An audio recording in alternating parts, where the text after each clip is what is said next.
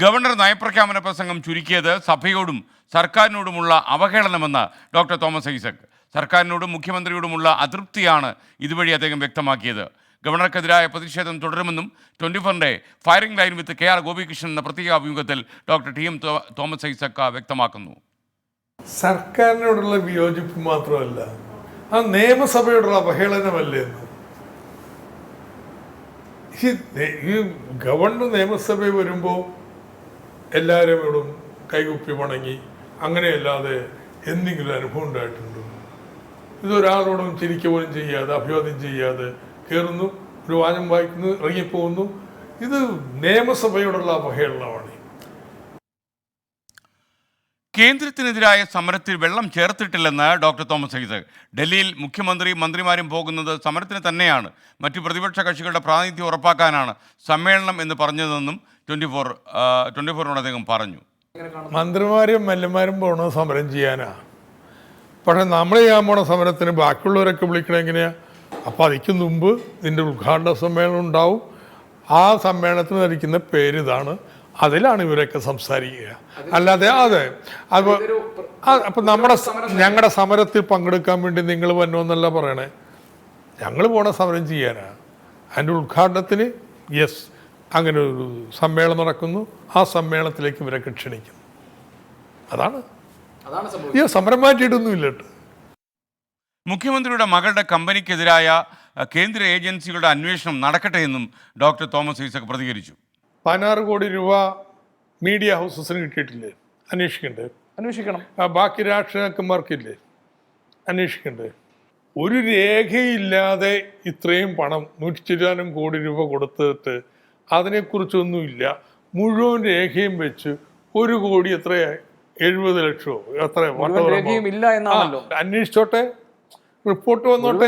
ഇല്ല എന്ന് മാത്രമല്ല ROCയിൽ പറയുന്നത്, തെറ്റായ സത്യവാങ്മൂലം കൊടുത്തു എന്ന് കൂടിയാണ്. അങ്ങനെ വേണമെങ്കിൽ പ്രോസിക്യൂട്ട് ചെയ്യാം എന്നാണ് പറയുന്നത്. അന്വേഷണത്തിലല്ലേ വരട്ടെ, ഇതും അന്വേഷിക്കട്ടെ.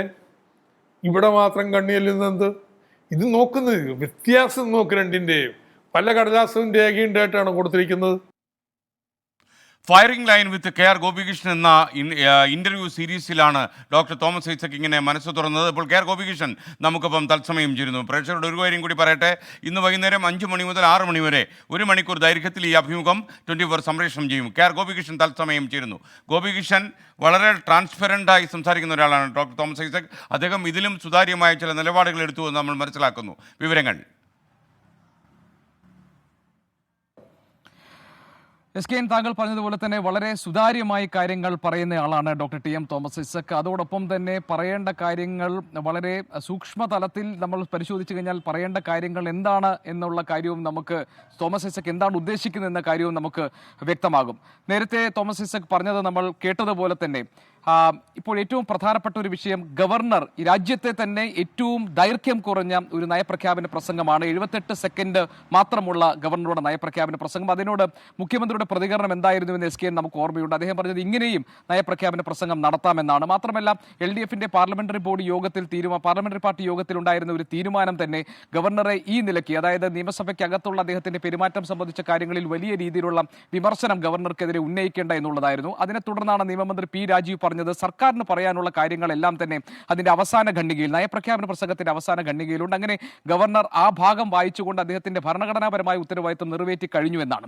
പക്ഷേ ഇതിനോടെല്ലാം പൂർണ്ണമായും വിയോജിക്കുന്നുണ്ട് ഡോക്ടർ TM തോമസ് ഐസക് എന്ന് നമ്മൾ പറയണം. കാരണം സർക്കാർ പറഞ്ഞതുപോലെയല്ല, അല്ലെങ്കിൽ മന്ത്രിമാർ വിശദീകരിച്ചതുപോലെയല്ല, ഗവർണറുടെ ഭാഗത്ത് നിന്നും സഭയ്ക്കും സർക്കാരിനും അവഹേളനം ഉണ്ടായിട്ടുണ്ട് എന്നാണ് ഡോക്ടർ TM തോമസ് ഐസക് ഈ അഭിമുഖത്തിൽ അസന്നിഗ്ധമായി പറയുന്നത്. അദ്ദേഹം പറയുന്ന ഒരു കാര്യം, സർക്കാരിനോടും അതോടൊപ്പം മുഖ്യമന്ത്രിയോടും ഒക്കെയുള്ള അതൃപ്തി, വിയോജിപ്പും ഗവർണർ പ്രകടമാക്കിയെന്ന് മാത്രമല്ല, നിയമസഭയോടുള്ള തികഞ്ഞ അവഹേളനമാണ് ഗവർണറുടെ 78 സെക്കൻഡ് മാത്രമുള്ള നയപ്രഖ്യാപന പ്രസംഗത്തിലൂടെ വ്യക്തമാക്കപ്പെട്ടത് എന്ന അഭിപ്രായമാണ് ഡോക്ടർ TM തോമസ് ഐസക്കിനുള്ളത്. അദ്ദേഹം പറഞ്ഞത് ഏറ്റവും തരംതാണ നിലയിലാണ് ഗവർണർ ആരിഫ് മുഹമ്മദ് ഖാൻ പെരുമാറുന്നതും പെരുമാറിക്കൊണ്ടിരിക്കുന്നതും. അതുകൊണ്ട് ഏതെങ്കിലും തരത്തിൽ ഗവർണർ ആരിഫ് മുഹമ്മദ് ഖാന്റെ ഈ നിലപാടിനോടും അദ്ദേഹത്തിന്റെ ഈ പെരുമാറ്റ രീതികളോടും യോജിച്ചു പോകാൻ ഉദ്ദേശിച്ചിട്ടില്ല. CPIM ഇടതുമുന്നണിയും എങ്ങനെയാണോ ഗവർണറെ എതിർത്തുകൊണ്ടിരുന്നത് അതേ രീതിയിൽ, അതേ മൂർച്ചയിൽ തന്നെ ഗവർണർക്കെതിരെയുള്ള പ്രതിഷേധം പ്രതിഷേധങ്ങളുമായി മുന്നോട്ട് പോകും എന്നാണ് doctor T M Thomas Isaac ഈ അഭിമുഖത്തിൽ വ്യക്തമാക്കുന്നത്.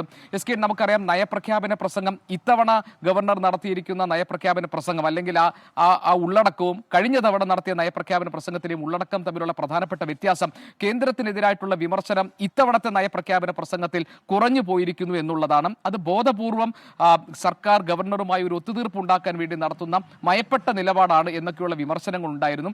അതിൽ doctor T M Thomas Isaac പറയുന്നത് അത്തരം ഏതെങ്കിലും തരത്തിലൊരു മയപ്പെട്ട നിലപാട് ഗവർണറോട് സ്വീകരിക്കേണ്ട സാഹചര്യം ഉണ്ടാകുന്നില്ല. എങ്ങനെയാണോ ഗവർണറുടെ നിലപാടുകൾക്കെതിരെ പുറത്തുനിന്ന് പോരാട്ടം നടത്തിക്കൊണ്ടിരിക്കുന്നത്, പ്രതിഷേധം ഉയർത്തിക്കൊണ്ടിരിക്കുന്നത്, അതേ രീതിയിൽ തന്നെ തുടർന്നും ഈ പ്രതിഷേധങ്ങളുമായി മുന്നോട്ടു പോകും എന്ന് doctor T M Thomas Isaac ഈ അഭിമുഖത്തിൽ വ്യക്തമാക്കുന്നുണ്ട്.